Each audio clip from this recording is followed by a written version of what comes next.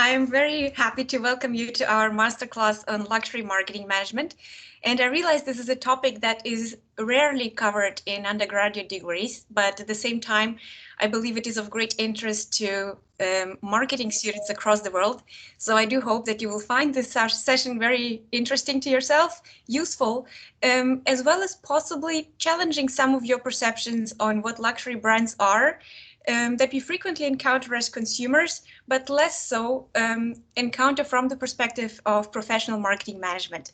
So you will find that this content is quite advanced, so I will hopefully guide you through some of the more challenging concepts of luxury marketing management, and I do look forward to our interactive parts. So on that note, before I proceed with my slides, I just want to post in the chat the links to the interactive parts so you can make sure that you can access this via your phones or other devices that you're going to use. So just before we start, I would like to quickly introduce myself so you know who you will be interacting with throughout this hour. My name is Dr. Jekaterina Rindt. I'm a lecturer here at Lancaster University Management School, and I specialize in teaching strategic marketing. So as part of strategic marketing, of course, we do look into the management of luxury brands. And I find, although this is a topic that is quite overlooked maybe in standard marketing literature and textbooks, we will use this session to dive deeper into this niche market and see how it has turned the marketing principles and strategy upside down. So on the agenda for today's session, we will be looking into three main issues. The first one is why and how luxury brands seem to break every rule of strategic marketing. And here we will start out with what are the standard rules of marketing and why do luxury brands seem to turn them around. Secondly, we will be looking behind the scenes of luxury brands. So how are the conglomerates structured and what are some of their strategies to deal with the challenges in that sector? And finally, we will look beyond the facade of perfection in luxury branding and maybe look into some of the critical issues that they face. So as we start, I just would like to highlight that a lot of students who pursue a marketing degree, whether that's marketing management, or advertising and marketing, a lot of them are interested in understanding the brand strategy, the product management structures behind it, the communication structures behind it. And in terms of careers, this translates into various opportunities in internships, placements, and graduate schemes with luxury brands. I just have outlined two examples here. One is from Boucheron, which maybe some of you know from seeing the shopping windows of a huge luxury jewelry brand.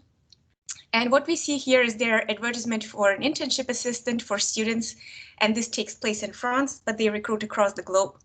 And the second one is quite interesting. It's for a role as a customer journey analyst. And this is also something that some students will pursue after graduating. And what is interesting here that Burberry is one of the few luxury brands that has really embraced the digitalization of e-commerce, communications, and other aspects of their marketing strategy. In fact, if you look at the final sentence in this brief outline, you will see that it says the fashion industry hasn't historically been at the forefront of data and analytics innovation, but at Burberry, we aim to change this. So for those of you interested, we have a copy of these slides available, and most of my slides are cross-linked to further information. So for example, these two adverts are cross-linked to the actual way where you can apply for it. So to start with, we will start very simply by looking into what is marketing. And this is to remind us all where we emerge from, what is the foundational discipline. And one of the most recent definitions of what is marketing was provided by the Chartered Institute of Marketing, which is an institution for marketing professionals. And this definition says that marketing is the management process responsible for anticipating, identifying, and satisfying customer requirements profitably. Now, this is the foundation that underpins a lot of textbooks and a lot of marketing strategy, but not necessarily in the luxury sector. So if we depict this definition in a bit more detail, we will see that it is fairly customer focused, which a lot of marketing is known for being market oriented or customer centric. Also, what we see here is that it is really focusing on anticipating, identifying, and satisfying customer requirements. Some definitions take it as satisfying customer needs, but what is important here, that this definition does not take us into the realm of creating customer needs. Yet, a lot of us might be familiar with the situation where we have purchased something we did not know we need. And certainly a lot of luxury items probably fall into the category of something that we may want or desire, but not actually require for our survival. Thirdly, this definition is quite heavily focused on a utilitarian focus, meaning something that is quite functional, something that we may need to solve a problem to make us feel better, to help us execute something more efficiently. And probably most importantly, what is critical about this definition is that it focuses on profitability while completely leaving out the notion that increasingly we expect marketers to also develop sustainable strategies, sustainable products, and distribution strategies. So we will keep this in mind, that this definition is something that has informed a lot of these textbooks. And with all due respect, these are textbooks that are fundamental to most marketing and management education for a very good reason. However, what we should also keep in mind is that books such as The Principles of Marketing by Philip Kotler or Marketing Management by Kotler and Keller, these are books that base their marketing strategy advice mostly on the fast-moving consumer goods industry and retailing. At best, it expands into business marketing, but it tends not to dedicate certain chapters to specifically how to manage luxury brands. And I would argue that some of the mistakes that we can sometimes see happening with some of the luxury brands or sub-brands are because they have recruited someone who is an expert in FMCG, fast-moving consumer goods strategy, applying those principles to a luxury brand. So what we will do now is move beyond this textbook perspective, and following Patrick Thomas, who is the CEO of Hermes, we will look into what are the specific dilemmas of the luxury brands, what are the challenges they face, and how are they dealing with them. So according to Patrick Thomas, the luxury industry is built on a paradox. And this is a very important quote here, so please do focus on that. And he says, the more desirable the brand becomes, the more it sells. But the more it sells, the less desirable it becomes. So in simple terms, if you think from a conventional marketing perspective, more sales is amazing. Having more demand from consumers is what every marketer dreams of. Essentially, a lot of the classic ways of managing the 4 Ps of marketing, which are price, product, place, and promotion, are all directed at increasing demand and hopefully driving sales, driving revenue, driving profit. However, what he says here is that in the luxury world, the more desirable the brand becomes, the more it sells naturally, but that is a problem because the more it sells, the less desirable it becomes. So growth just by managing sales, increasing sales, is not a strategy that will help luxury brands. So luxury marketing has its own rules, and we will be diving deeper into this logic today in this session. And before we do that, I would like to invite you to join us by submitting a few of your ideas of what does luxury mean to you. This will generate a word cloud. The link is provided in the chat. This question is anonymous, so you can submit any of your ideas. No names will be tracked, and you can respond up to 3 times.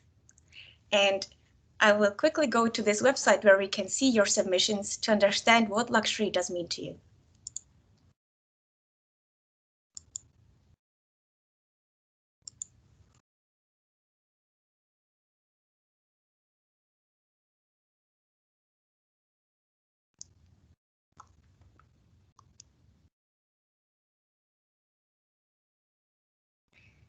I am moving to the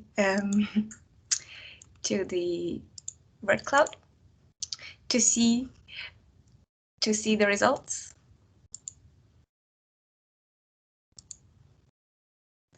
Oh, for some reason it does not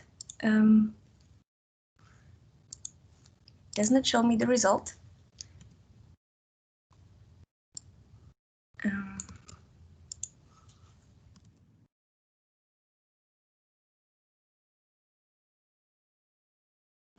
Okay, I will submit one as well. Maybe this will help me see the.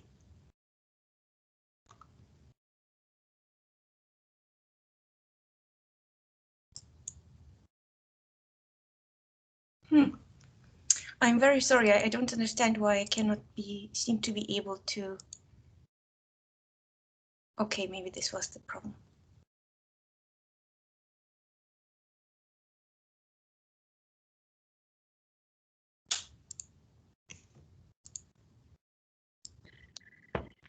If we're having some technical difficulties, perhaps people could put their ideas in the chat instead.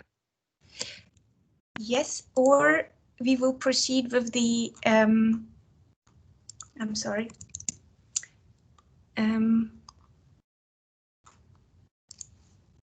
Okay, in that case, we will proceed to the following part. I apologize, and we will. You will come back to this later. We will proceed to the following part because I think it will be actually maybe even more interesting because this one will be looking into some of the ways in which we can actually apply some of the strategic concepts. Apologies. Vicky, can you see, can the audience see my slide, What is Luxury? Yes. Oh, thank you. Apologies for this. I would say from my experience of speaking with students, with other stakeholders about what is luxury, probably some of the most common associations are expensive, not necessary, high prices. Sometimes people submit certain brands that they certainly associate with luxury. Some of them are Chanel, Dior, Louis Vuitton, maybe Prada. Sometimes also the audience really focuses on how it makes them feel. So sometimes it's just words such as prestige, elite, so waste sometimes. So it's really depending on maybe what our connotations are and our exposure to luxury. So I think it is interesting to look into what are some of the definitions of luxury as a sector, as a concept, and in strategic terms. So if we have a brief look at a definition emerging from economics, in economics, luxury is seen as something that is needlessly expensive, priced above its functional value, and essentially it very much focuses on cost and price. In management consulting, the definition suggests that it's a premium good sold at premium prices in premium stores. So this definition is very tricky. Remember this when we will be talking about the three business models behind the luxury brands. So premium and luxury are not the same things, although this definition does originate from Bain & Company, who are a consulting company. And finally, and this is the definition I would like you to remember, is that in marketing management, we speak of luxury as a combination of 6 factors. And these factors are a very high price, excellent quality, scarcity and uniqueness, aesthetics and polycentrality, ancestral heritage, personal history, and superfluousness. So if you think about the first definition of marketing that we have spoken of, we will see that luxury does not necessarily have a utilitarian value, and it also certainly does not necessarily meet a customer requirement or need. It is there to entertain and to produce so-called promotion emotions, to which we will come back later.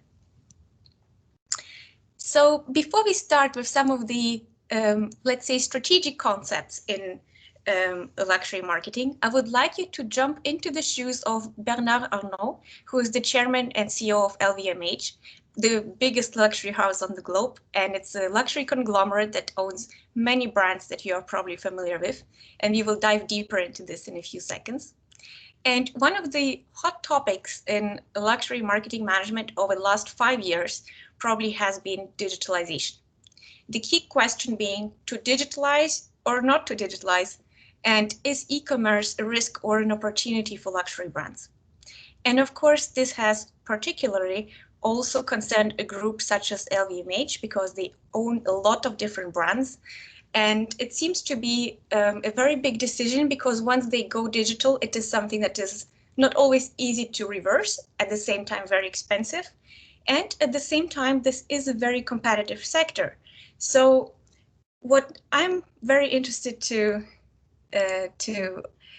share with you is that we will quickly look into some of the data suggesting whether or not luxury brands should digitalize. But in the next step, I would like to ask you to submit your recommendations on whether or not you think Louis Vuitton, specifically as a brand, should embrace e-commerce. So if you have a look at this information provided on the right-hand side by McKinsey & Company from 2018, they do suggest that by 2025, nearly a fifth of luxury sales will be online. So what they have looked into, if you look at the bottom there, they have combined various product categories. So they have looked into accessories, apparel, beauty products and perfumes, footwear, jewelry, and leather goods. According to this combination of product categories, we can see that they project a massive increase in sales going online. So the question is, I would like to ask you to please use this Mentimeter link and the code provided here. You can also use the QR code that should appear on your slide to suggest your recommendation. Firstly, the question will ask you whether or not you think Louis Vuitton should embrace e-commerce. And the second question will be, if you are considering to buy a luxury item, whether that be a handbag or a belt or a pen or a piece of jewelry, would you prefer to buy it online or in store? I will follow you to the Mentimeter questionnaire, and I do hope that it will work this time.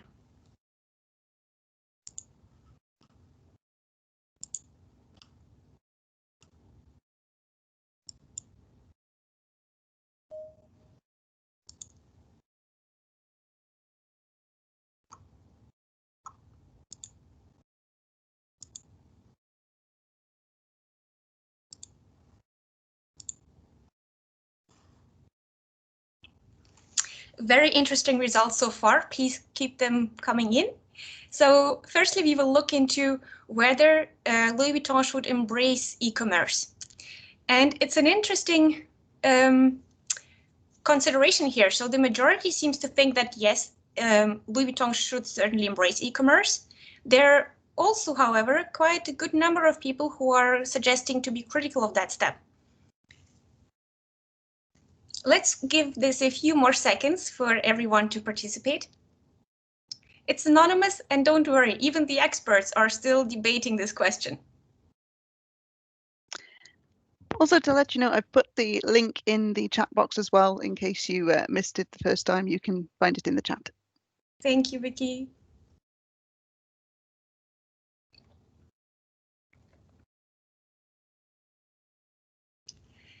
Okay, we will take this as the majority lead seeming to suggest that they should consider embracing e-commerce.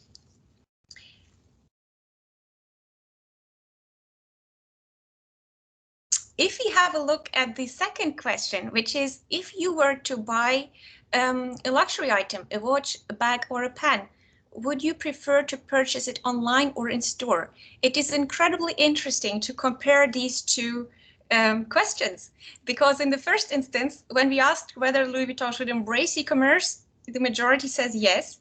If you go to the second question, really the absolute majority suggests that they would actually rather prefer to spend their time in store to purchase this item. So I will quickly go back to my slide.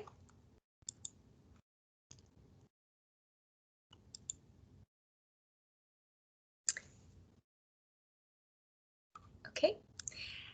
So what we conclude from this quick poll that we just had is that from a management perspective, many of you seem to think that, yes, there is value in pursuing e-commerce for Louis Vuitton. At the same time, when we take a consumer perspective and think about ourselves, if we were to go and purchase an item, we would actually prefer the in-store experience. And for many I think consumers, the idea is that you would prefer to go in store because you would firstly like to examine the item, you would like to touch it.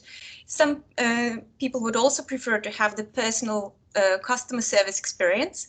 It is also sometimes about the feeling of being more certain over a certain spending amount when you're investing a couple of £100 or thousands of pounds, depending on what you're purchasing, especially in the case of jewelry. So the idea is that actually as consumers, we would prefer in-store purchasing. So let's have a look at how we should interpret the data, and also what does Bernard Arnault mean when he's elaborating on the strategy of Louis Vuitton and why he thinks Louis Vuitton should not digitalize. So firstly, when we look at the data, what I would like you to be critical of is that firstly, this chart, as many others, by the way, often offered by consulting companies, they use mere increase in online sales as a metric to suggest that all brands should digitalize. What is tricky about luxury brands is that some of them are highly unique in terms of their positioning, in terms of their objectives, and they are not always sales driven. So generating sales is usually not a problem for any luxury brand. What is a problem is to remain desirable while the demand for the product increases and sometimes the sales increase. So this is where we reverse some of the common principle of marketing. That is, if sales increase, you should increase production and sell more, because this will help you to generate greater profits. We will come back to this in a second. The second point is that, remember, this data covers different categories. So some of the brands some of us might be familiar with, such as Chanel and Dior and Lancôme and other brands, they have different product categories. So they serve entry-level luxury goods, such as in cosmetics, maybe sunglasses, belts, but they also serve higher-end luxury goods. It could be suitcases, bags, up to even more significant luxury goods, such as home interior. So what is interesting is that it is not possible to generalize whether a brand should sell online all of its product categories or maybe only the entry level. And finally, what we see here is that actually, apart from digitalization, luxury brands face other challenges, and we will be looking behind this perfect facade of luxury brands towards the end of the session. And I think you will remember why digitalization might not be the #1 problem for those brands. So I wanted to disclose to you, of course, what is the original answer from Bernard Arnault with regards to whether Louis Vuitton should embrace a digital e-commerce based strategy or not. So what he said is that we have a whole range of extraordinary products, and they are actually increasing investment into digital technologies. But it does not mean that they are going to launch specific efforts to pursue e-commerce. So he says it's not, they don't want to go out and sell at all costs. I mean, Louis Vuitton is the only brand in the world that never does any sales. Certainly other brands don't, but they have a 20 or 30% revenue sold in outlets. Compared to that, by the way, Louis Vuitton does not have or operate any outlets. It does never do any discounts. So he says we could significantly boost revenue because we could sell on the internet and all possible channels, but we don't do that. I think we are right. So what we see here is something that is not commonly taught in marketing, and that is how to and why some brands need to restrict demand in order to maintain high demand and in order to maintain a desirability for the brand. So this is really a quick introduction here first into the anti-laws of luxury marketing management, and that will seem to break the rules of classic marketing strategy. So if you look into these anti-laws of marketing strategy, what are they? And I think you will remember this example that we just worked through with you together for Louis Vuitton. If we quickly summarize these anti-laws. So firstly, it says that never sell luxury products on discounts, for you are selling timeless value. What luxury brands want to portray is that what they are selling does not have a price or a cost value attached to it. It is essentially marketed as something timeless, priceless, and unique. This helps some luxury brands to justify enormously high prices for a product that in pure quality terms might actually have a lower cost. These anti-laws also suggest that luxury brands have to make it difficult for clients to buy by restricting supply and distribution. This is one of the ways to restrict supply in order to not meet the demand. In other words, you are maintaining the desirability of the brand by restricting the supply of it. It also suggests to raise your prices as time goes on in order to increase demand. This is probably one of the most counterintuitive rules for a marketing manager, because it essentially says to increase demand, increase prices. This is something that we would never do in a fast-moving consumer goods context. If you want to sell more chewing gum or even entry-level cosmetics, you would usually try to lower prices in order to increase demand. And fourth, it says don't start with the consumer, dominate the customers, and don't pander to all their wishes. Essentially what it means, of course, if it was to be about serving the customer's convenience, to some degree, Louis Vuitton should embrace e-commerce and try to serve as many customers as possible with more products on more channels and maybe even at more affordable prices. But then it would completely depart from its luxury brand position. And fifth, it says that if a product or design takes off too fast, meaning it generates a lot of sales quickly, discontinue it. Again, something quite counterintuitive to most marketers. And sixth, it says consider selling nothing online or very small volumes. In fact, this is the reason why of most luxury brands, you will see that they sell their entry-level luxury goods online. Mostly that is fragrances, cosmetics, to some degree maybe accessories, but every other product category will be available only in stores. And very selected stores, and those that are managed by the brand directly. And finally, it says beware of consultants. Through benchmarking, they promote one dangerous idea: do like other brands do. And I think this quick lesson that we just have seen with the data from McKinsey, which suggests online sales increase, all luxury brands should consider e-commerce, is one of these classic examples.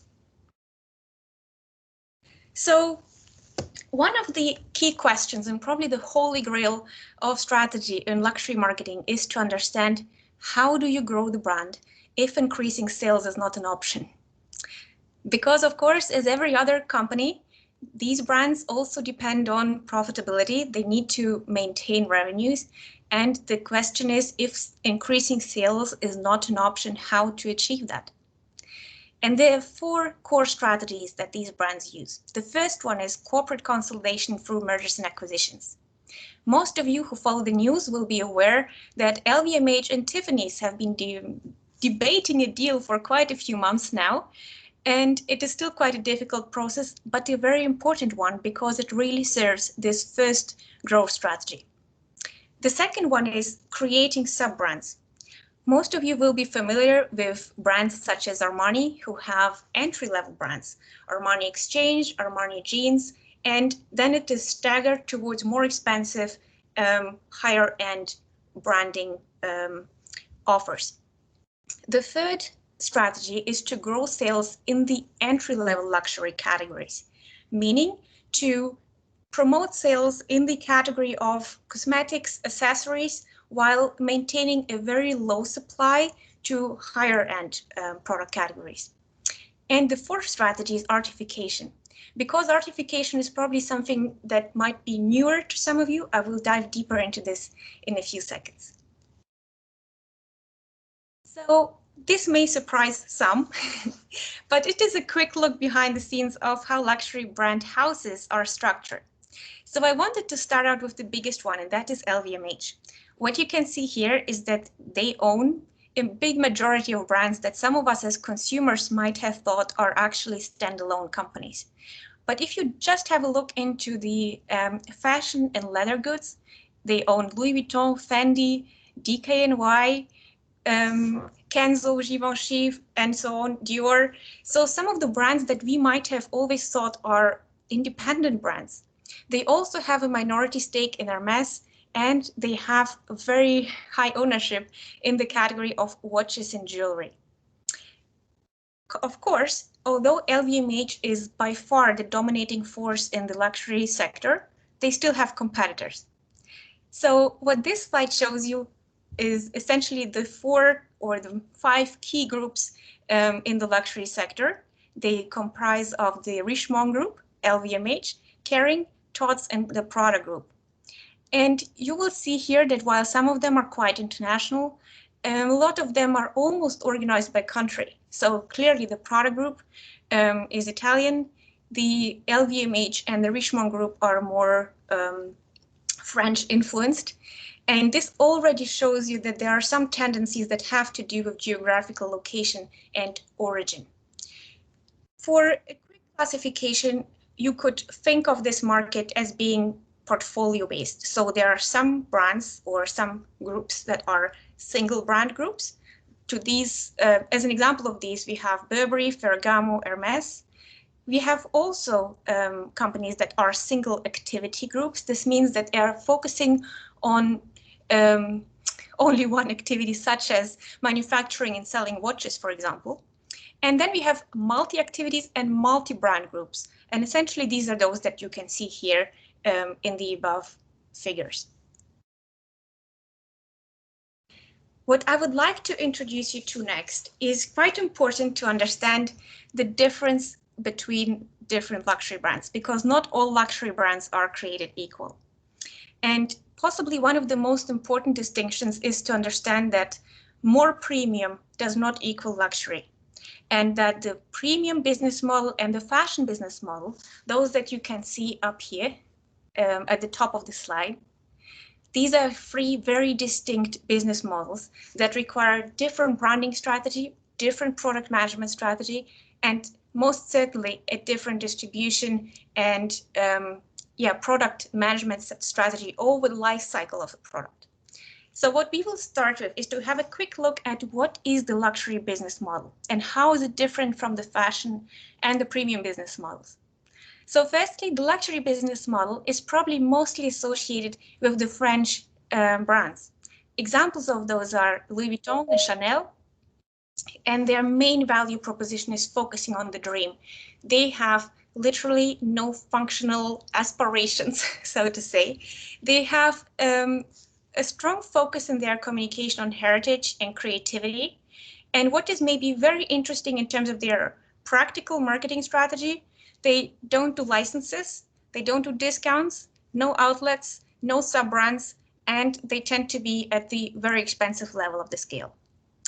Compared to that, I will only briefly look into the fashion and the American model, the Italian and the American model. The Italian model is more based on, well, as it says already by itself, on Italian brands. It is mostly segmented with sub-brands. This is probably one of the key distinctions. They are sometimes okay for licenses. This is how they generate a lot of their income. And they typically will focus on the fashion and the seasonality of luxury items. So they're less focused on timeless value, on priceless value.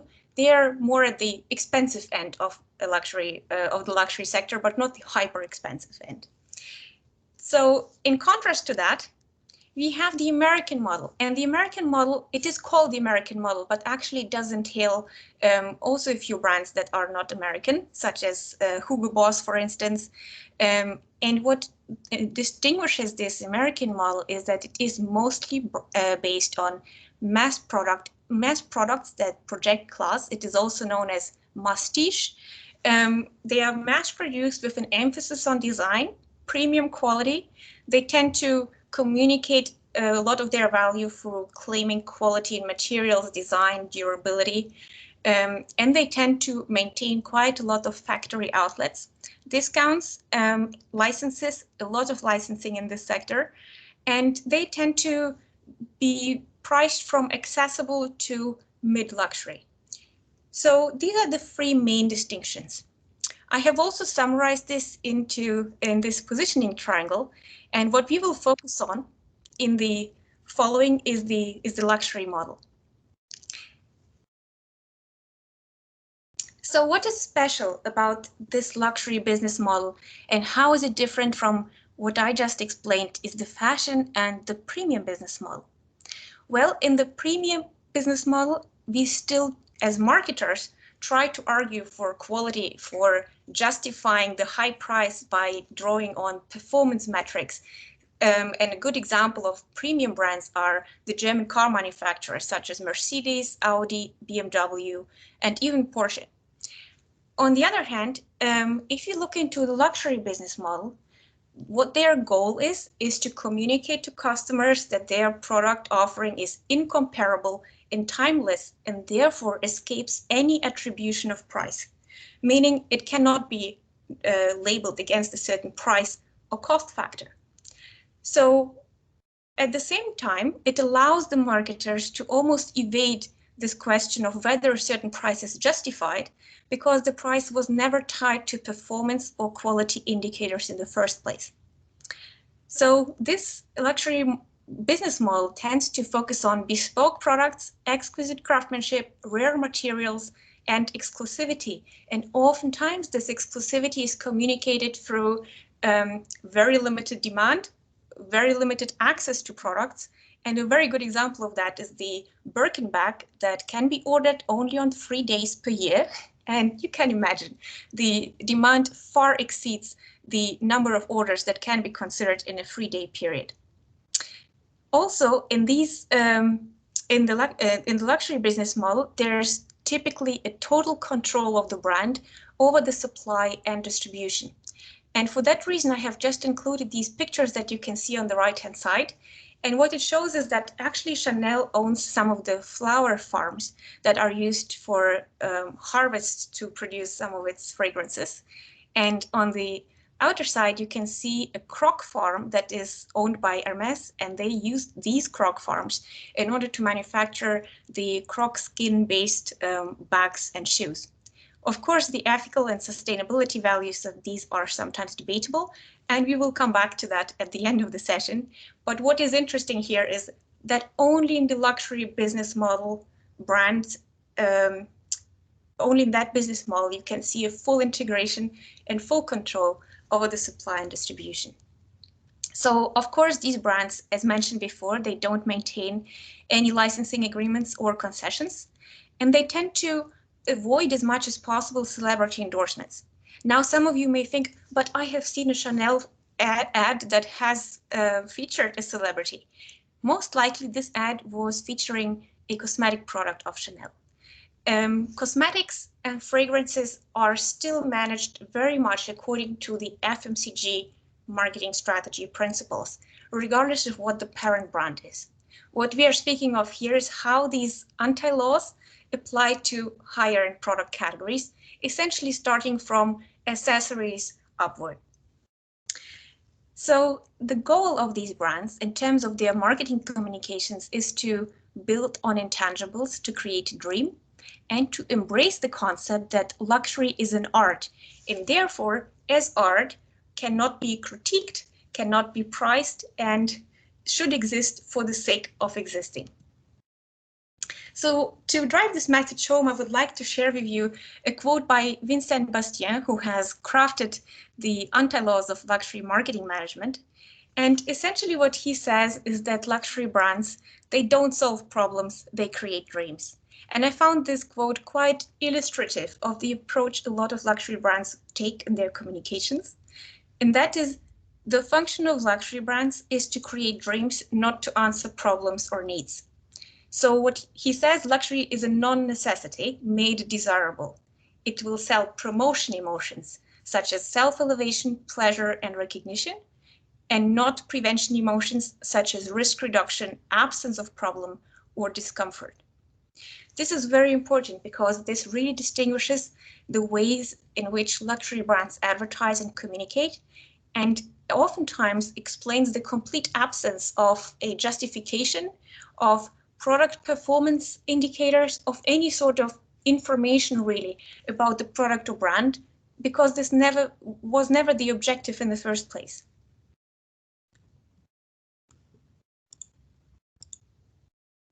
So as I mentioned before, one of the key problems that luxury brands face is how to grow when growth by increasing sales is not an option.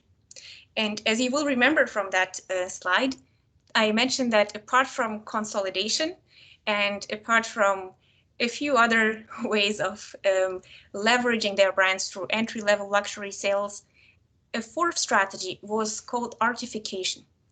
And essentially, this is a major departure for luxury brands from how other brands manage their marketing strategy with regards to product management, distribution, communication, and pricing.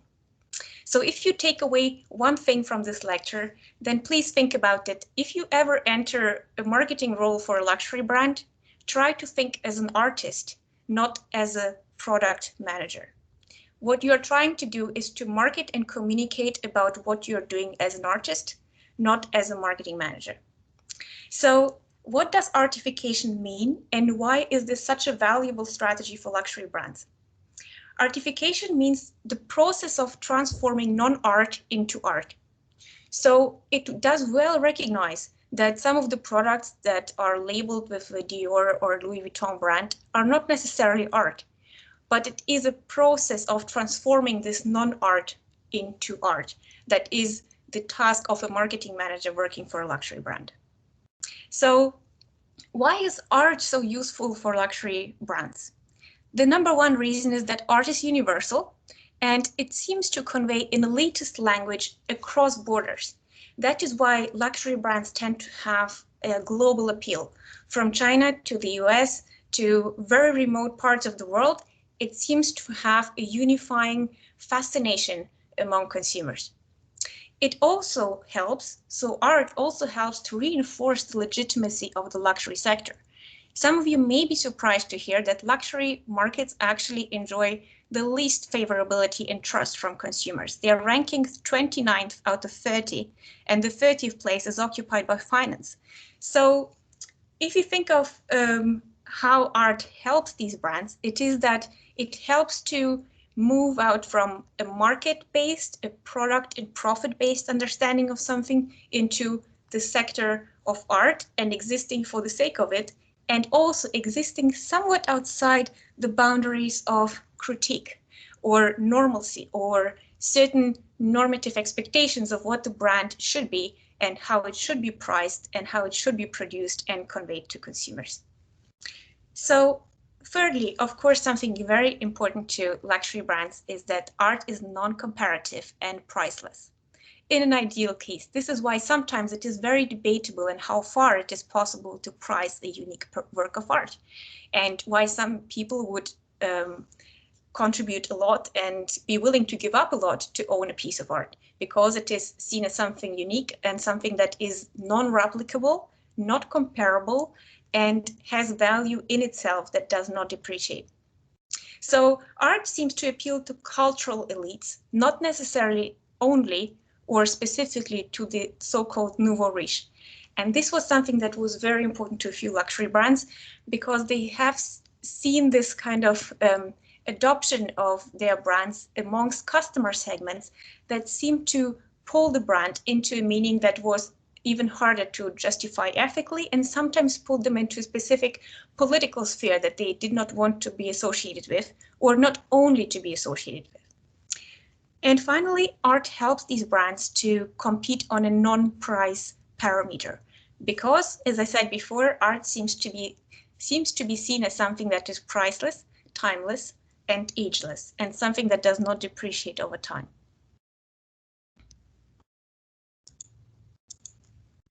Here are a few examples if you would like to just have a quick look at how some brands leverage this idea of artification, and I will come to a few more examples in a second. And what you can see here is a painting by Edouard Manet, which is called The Secret Garden, and on the right-hand side, the replication of that in an ad campaign by Dior. And this is just one example where, in a communications effort, a luxury brand has repeated or emulated a piece of art. Of course, we most often see this happening across a range of activities that luxury brands pursue. So, as I said before, to some degree, art is almost, I would say, instrumentalized for the purpose of luxury brands, because the advantage of that is that art seems to be seen as something that cannot be criticized, priced, or devalued. So in its communications, luxury brands tend to adopt commercials, for example, that are directed by film directors, or print ads that are created by artists, or that replicate artistic work. In terms of packaging, especially so in perfume bottles, but increasingly so across the whole range of products that you can think of, there's a very high emphasis on art and recruiting and collaborating with artists in the design of it. In terms of the distribution, you will see that many stores are designed as art galleries, theaters, and often have separate floors dedicated to art performances and music concerts by classic artists or quite modern artists. And in terms of the product itself, you will probably have a lot of colorful images in your head from how some of the most extravagant products are designed, whether as a unique work of art for a limited edition, co-designed with artists, or released to more or less what can be called the mass market, as in the Hermes scarf collections every season.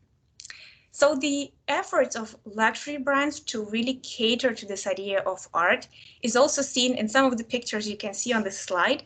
And that is the Louis Vuitton Foundation pour la Création, which is essentially their headquarters and designed as a quite impressive masterpiece in architecture.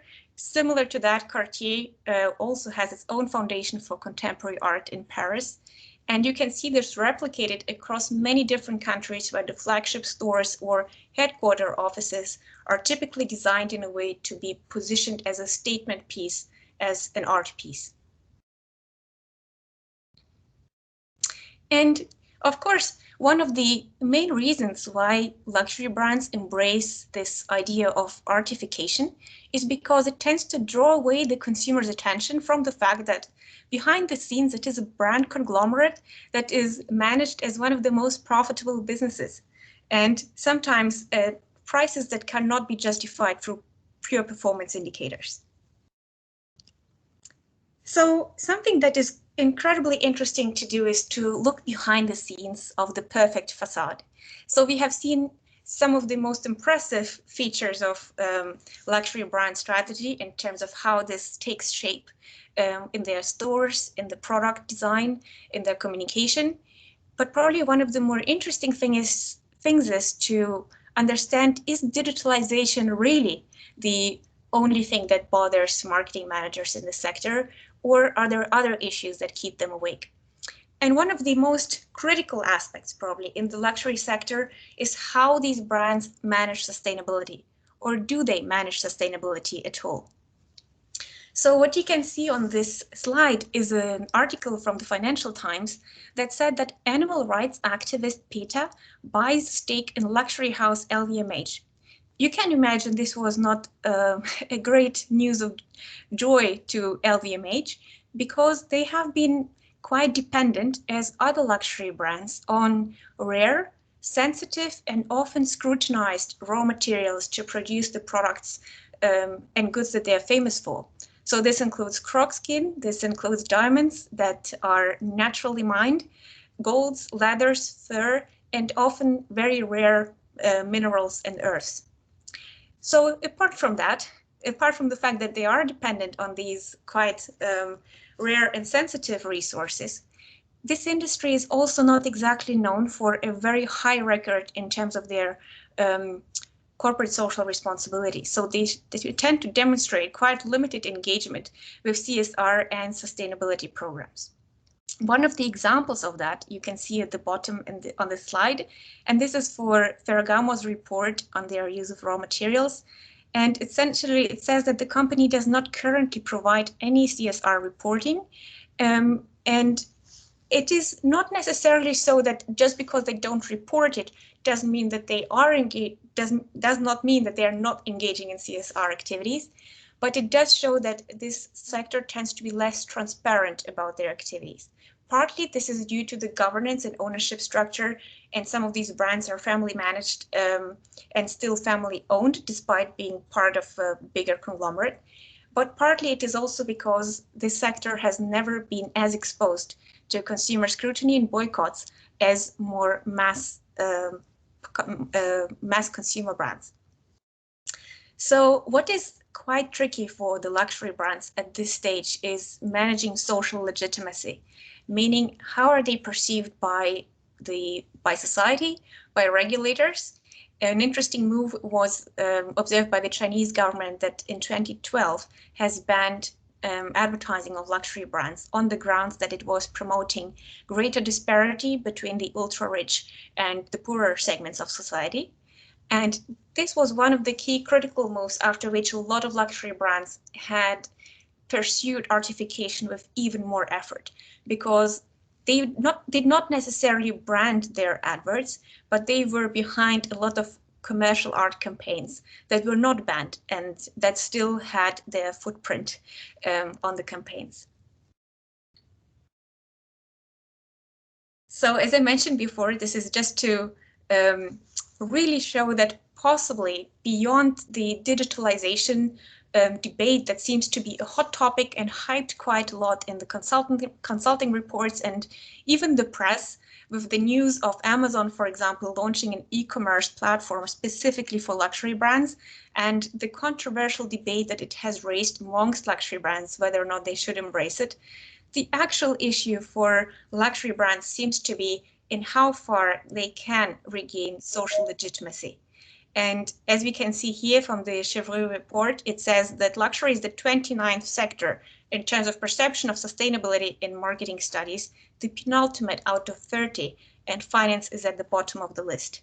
So with the increasing exposure and calls for transparency and commitment to CSR across the board, it seems to be that luxury brands might need to really up their efforts in communication in this department and possibly not be as bothered by digitalization as other mass market brands are, simply because increasing sales is not the avenue to growth.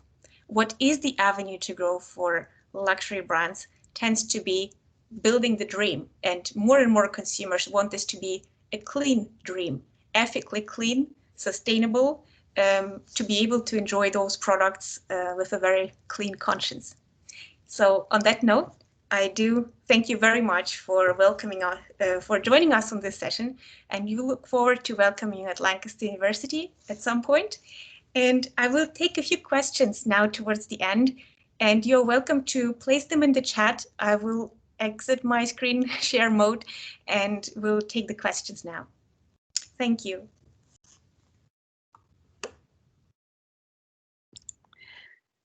Thank you very much, Jekaterina. That was really, really interesting. As Jekaterina says, please put any questions you have in the chat box.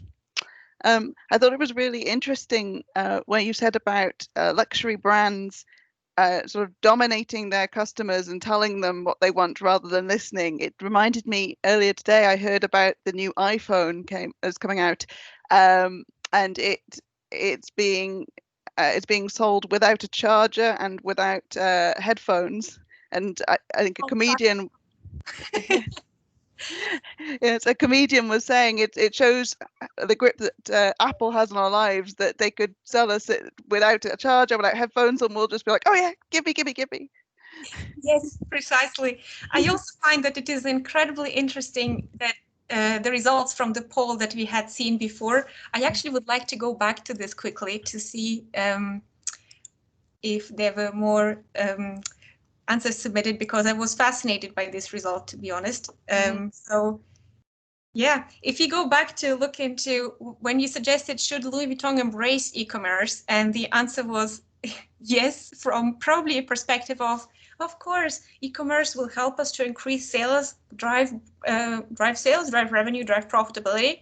But actually, if you remember one thing from this session, then please remember the anti-laws of luxury marketing management. And please remember that this strategy, embracing avenues to increase sales, does not always work for luxury brands. I would even say in 99.9% of the cases, it will not work for a luxury brand. So what you would want to do is to think about marketing luxury products as an artist, not as a profit-driven marketing manager, the profit in this case will come from thinking like an artist. That's probably the biggest difference. And I think if you just put yourself back into your own consumer shoes, you see from these results here, only 2 of the respondents would consider buying it online, and maybe they're valid reasons. By all means, especially in times of COVID, many brands started to really play with the idea, do we have to go online? But at the same time, think about the value that is communicated through that, and the idea that more sales will not generate greater brand value in that case. We have a question. Is it possible to create a luxurious feel to a clothing brand while keeping just above average prices? I think this is an interesting question with regards to how the word luxurious feel is defined. Because I think what was very important in this session, to me at least, was to point out that actually what most consumers would consider a luxury brand is really not as differentiated by business model as a marketing manager would see it. So I would say I quickly go back to my table with the 3 business models mentally. I take you there. And if you think about the idea that it's how is the luxury business model defined, high prices and therefore less accessibility is one of those things. So if I just take you up on the idea that it will be just above average price, no. But having said that, it really depends on what you specifically mean by luxurious feel. I see there's another question from Paulina. Thank you for joining us. So do you think millennials and Gen Z are now becoming a working class with money to spend? And are these brands willing to accommodate these changes in taste and preferences? So, a very good question. I do believe that these brands create separate brands for these generations. So I do think they are very much focused on retaining their brand heritage and the history behind the brands, and not trying to, this is part of them, not pondering to changes in demand, not pondering to changes of whatever generation might demand of them. Louis Vuitton has done the same thing for hundreds of years. They are likely to try to stick to this as much as possible. Partly so because still the main income does not come from millennials and Gen Z. Although there are a few, of course, buying this brand and the classic range of their products, this is not their main target segment. So it would not lend itself really to invest in that, if it makes sense. So from a pure profitability and brand strategy perspective, no, they're not willing to accommodate, just because by definition, they are not accommodating to demand. Does anyone have any other questions? All right, I just will quickly look into the comment by the suggestion. Luxurious feel. Okay, so to create a want or desire for the product, but it's not priced out of range completely. Okay, it's very good of you to clarify that. So still my answer would be no. So in that case, it would not classify as a luxury product, because as part of every marketing strategy, for a fast-moving consumer goods brand or another fashion, let's say standard fashion brand, still your work as a marketing manager is to create the desire and the want. Otherwise, we could not justify how Zara is marketing every 2 weeks a new collection. It's not because every 2 weeks we must renew our whole wardrobe. So because this is not the case, I would say creating a want or desire for the product is the ultimate goal of every marketer. But for a luxury marketer, it is about desiring or creating the desire for a dream, not necessarily tangible product. It is to create the desire for a certain brand and the dreams associated with that might be reflected in owning the product or not, but this is not the primary aim of the luxury brands. Okay, so we've got about a minute left. So I don't think we have any other questions. I just wanted to let everyone know that if you enjoyed today's session. If you'd like to know a little bit more about Lancaster University and about our courses, we actually have an online open day taking place this Saturday. I've put the link in the chat box for you to sign up if you're interested. It's going on all day. Of course, you don't have to attend for the entire thing. You can just pop in for a little while and have a chat to us if you like. In addition to that, next Wednesday, we're having a taster day for the management school. So that's basically a lot of sort of taster sessions in different areas of business. So if you're thinking that you might like to study marketing, for example, but would like to have another example of what a marketing lecture might look like, you can join us for that. And there are also going to be talks in economics, in entrepreneurship, in management, and other things as well. If you, again, can't make it for the whole event, that's absolutely fine. You can dip in and out, or we'll be recording the sessions and we can share them around afterwards. So if it sounds like something you'd be interested in, again, you can sign up on the link in the chat. Thank you so much. Oh, I think we have, do we have one more question? There was one clarification, one last question. I will address it quickly. Okay. That is, do you think a startup can adopt these strategies, or does the company need to acquire a position or a certain reputation in the market before? So, brilliant question. I would say probably the luxury market is one of the hardest markets to start with a startup. So this is simply because, especially in the luxury business model, now I'm speaking specifically of that business model, you can perfectly find startup in the fashion business model or the premium business model. In the luxury business model, it is hard because the majority of their positioning depends on heritage, craftsmanship, and the history and origin of the brand. So a lot of this is myth building on the origins and the history of the brand. And this is very hard to convey as a startup, because typically as a startup brand, you would try to justify why consumers should pay attention to you based on performance, quality, and maybe some other aspirational values of the brand, but not necessarily heritage, simply because you can't manufacture heritage on demand. But it's not an impossible task, I would say, especially if you look into the spirits market. There were some brands, champagne, whiskey, and other more up-end brands that have managed to do that. Just personally, I would not necessarily put them into the luxury business model, because to me, this entry-level category of products tends to be placed best in the premium business model. So I hope this addresses the question. Let's have one more question. Yeah. In your opinion, what is the most important factor that determines whether a brand is luxury or not?